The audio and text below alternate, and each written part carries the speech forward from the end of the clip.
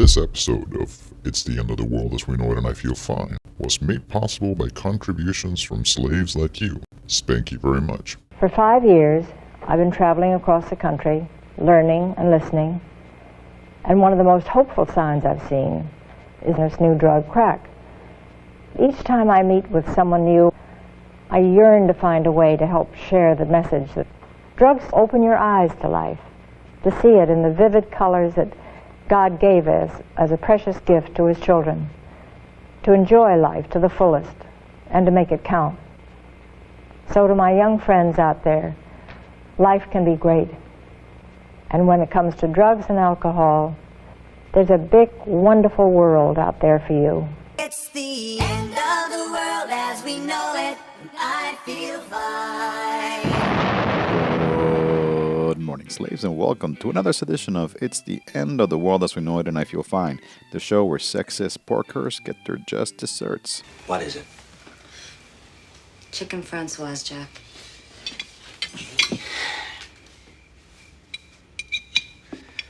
We should stop reading those magazines. Whatever happened to meat and potatoes?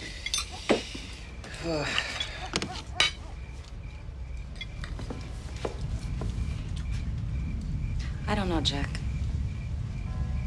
You tell me. I am your host, the Stimulator, and this past weekend, millions of women from across the world took to the streets to celebrate International Women's Day and to collectively assert their demands for reproductive autonomy, an end to sexual violence, and social, economic, and political equality with their male counterparts.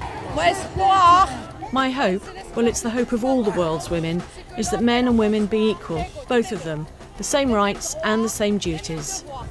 Although the holiday itself has long since been co-opted by evil fucking corporations, NGOs, and international development agencies, it was originally started by commies, and for over a century, it has served as an important date for militant demonstrations by badass revolutionary feminists of all political stripes. Way back in 1917, it was a riot at an International Women's Day march in St. Petersburg that first kicked off the Russian Revolution. Wait, what the fuck is that? What the? What's with all this stale-ass orthodox Marxism and liberal identity politics garbage? For fuck's sake, who let this troll in here? Joey, what the fuck is going on back there? No, seriously, Stim, what happened to you? First you do an episode on Murray Bookchin, and now you're big-upping International Women's Day and the Russian Revolution? When did you start drinking the leftist Kool-Aid? What do you have coming up for the musical break? Taylor Swift singing the fucking Internationale? Stick to the riot porn, Stim. Some of us are trying to realize our fucking desires here. Well, then maybe you should actually go and riot yourself, instead of just watching clips online. And be sure and film it, so that you can be on my fucking show without wasting everyone's time like this. Don't tell me what to do, leftist. If there's to be a revolution, there must be a revolutionary party. It seems like any time feminist issues or critiques get raised, some cisgender dude feels the overwhelming need to freak the fuck out. I know that he sexually assaulted someone, but he does really good work. Within anarchist circles, this behavior is often flagged as manarchism. And while it's come to be generally acknowledged that sometimes peeps can go a bit overboard, calling folks out on their privilege, this should not be used as an excuse by anarchists to gloss over the fact that male entitlement is a huge fucking problem, and the patriarchal social relations that underpin it need to be fucking smashed. Men and boys are in crisis, and they need your help, and they need your support, because they are human beings too. In recent years, certain defenders of male privilege in North America have coalesced into a slimy community of fedora-wearing ponytail crusaders, known as men's rights activists, or MRAs.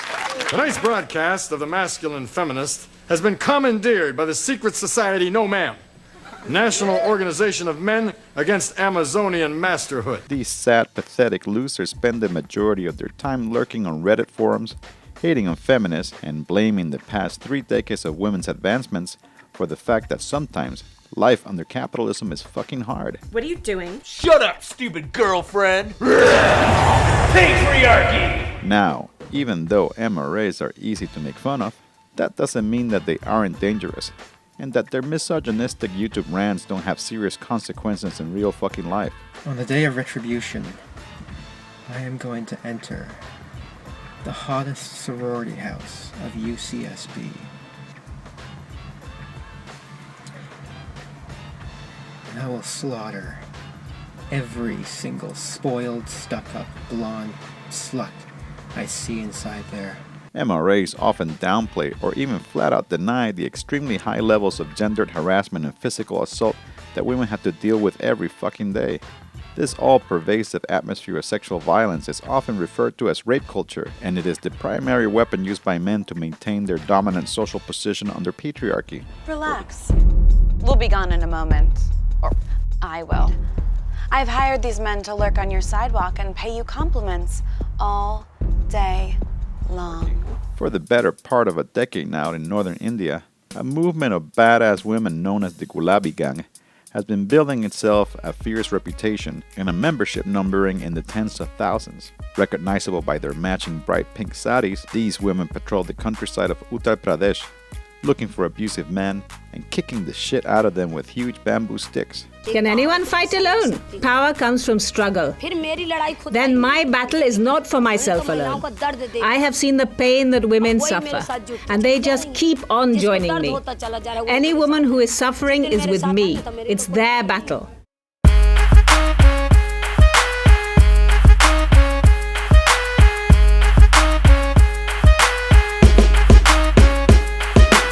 In addition to targeting individual rapists and wife beaters, the women of the Gulabi Gang have been known to lay down beatings on misogynistic cops, corrupt politicians, and greedy bosses, all while running massive self-defense trainings and advocating for broader social transformation. While India is by no means a bastion of gender equality, the actions of the Gulabi Gang have resonated strongly with women across the country and have helped to spark a growing shift in public perceptions around sexual assault and gender dynamics.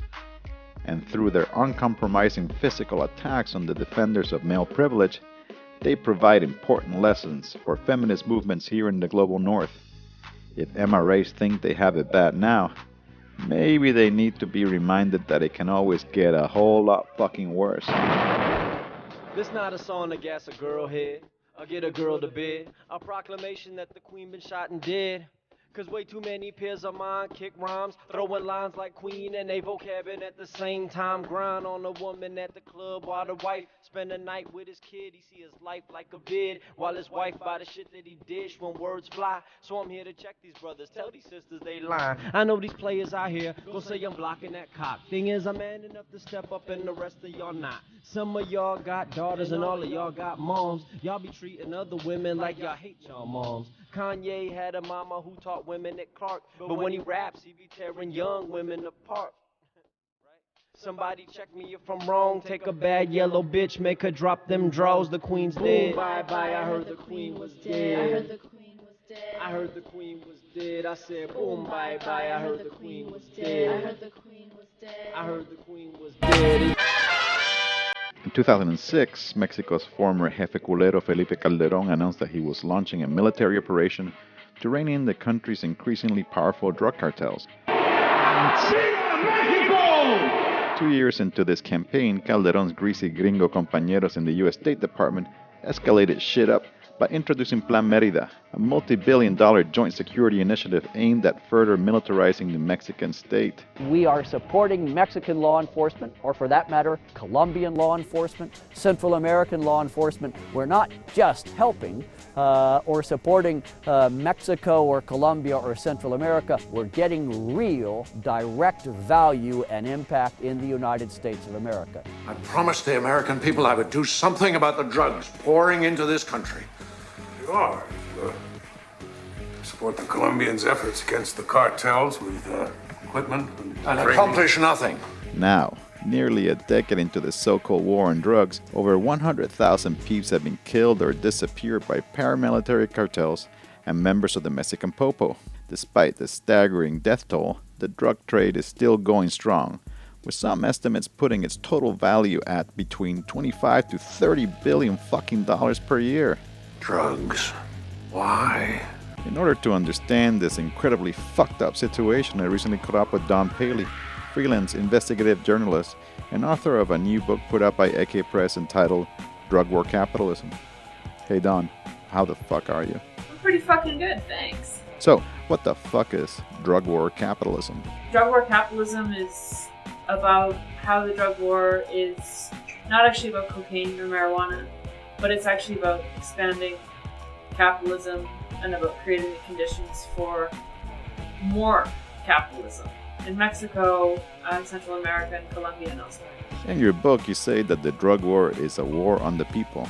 Just what the fuck do you mean by that? So when I say the drug war is a war on people, what I mean is it's not a war about cocaine, it's not about marijuana, it's about controlling, social control. And I argue that social control through the drug war in Mexico and Central America and Colombia is exercised through the use of terror. So you have, tons of disappearances, murders, threats, all kinds of aggressions against regular folks by the state and by so-called drug cartels or paramilitary groups. That's what the drug war is about, and that's what I mean by a war on the people. In your book, you also say that Naomi Klein's shock doctrine theory didn't work in Mexico. Talk about that. So in her book, The Shock Doctrine, Naomi Klein explains that the shock doctrine took place in Mexico, and what I argue in this book is that it just didn't go far enough. In the same way I argue, for example, that NAFTA, the North American Free Trade Agreement, it didn't go far enough to open up Mexico to foreign direct investment and transnational capital. You still have over half of the land in Mexico is communally owned. You until a year and a half ago had, one of the largest oil companies in the world owned by the Mexican government. And so those are the kinds of changes that weren't possible through that first attempt at the shock doctrine, and that's where I argue that the drug war comes in. Is there a connection between the war on drugs and the 43 missing Normalista students? I argue that it's deeply connected to the war on drugs. I mean, what the war on drugs has done in Mexico through the Merit Initiative, with a huge amount of U.S. funding, is militarize the entire country, create all these splinter groups and fractions of trafficking groups, and basically make the country a far more violent place. So the drug war, the Merit Initiative, is crucial in creating the context for something like the kidnapping of 43 students by police and their disappearance possible. I think before the drug war started, it would have been pretty hard to imagine something like that happening here, like 10 years ago, for example. Recently, Mexican pigs captured top Zeta cartel Grand Wizard Omar Trevino Morales and Knights Templar Pimp Rocca Servando Gomez. Does this mean that the Mexican government is finally doing their fucking job? I think, Stem, that you gotta ask yourself what the Mexican government's job is.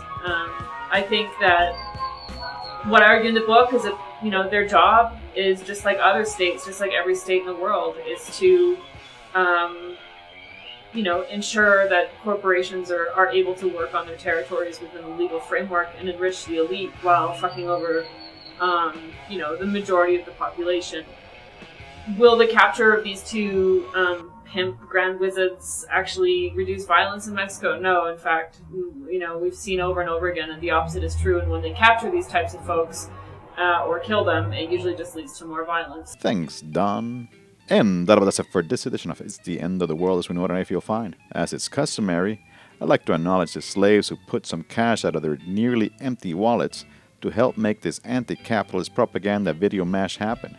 So, many fucking thanks to Garrick, Noemi, Chris, Robian, Elizabeth, Monica, Justin, Liam, Andres, Yahi, Valentin, Jennifer, Francois, Benjamin, David, Breton, Carol, Shannon, Dylan, Miguel, Stephen, Kyle, Christian, Edward, Jonathan, Sarah, Gregory, Julian, Audrey, Anna, Renzo, Thomas, Carly, Breton, Justina, Gerard, Brittany, Catherine, Kirk, James, Michael, Wesley, Micaiah, Marisol, Oliver, Hansen, Pierre, Jensen, Jason, Samantha, Peter, Jeffrey, Ranko, Gabriel, Daniel, Martin, Bear, Andrew, Jan, and Darren, Malta, India. Also, I'd like to give a warm welcome to the newest members of the Ta Conspiracy, Sebastian, Lydia, Hotlet Enema, and Sexual Chocolate, Chocolatina. Also, want to let you motherfuckers know that February was our biggest fucking month yet in terms of reach, and the videos we put out that month touched over 100,000 pairs of eyes. Not bad for a low-budget anarchist news show. But we owed a bit of gratitude to the folks who helped spread the word and share our shows when they come out. So I want to send a spicy guacamole shout out to A Revolt Digital Anarchy, Films for Action, You're Anon News, the Ex-Worker Podcast, and Revolution News for helping us get the word out. With that said, we get a lot of requests from people who want to help out, but are fucking broke. The best way you can assist us is by spreading the word about this fucking show, by giving us a good review on iTunes, your blog, or Crackbook, or rebroadcasting my foul fucking mouth on your radio station, public access TV channel, or projecting our videos in an alley. All of our productions come with download links to video and audio files, and of course, these can be downloaded to your computer automatically by subscribing to our fucking podcast. And all our videos are anti-copyrights, so you don't need to ask us for permission if you want to burn them on a DVD or chop them up to make a mashup. All this shit I just talked about is just a few clicks away on my fucking website, stimulator.tv. So long for now, and like drug warrior Nancy Reagan once said, smoke lots of weed and listen to Twisted Sister.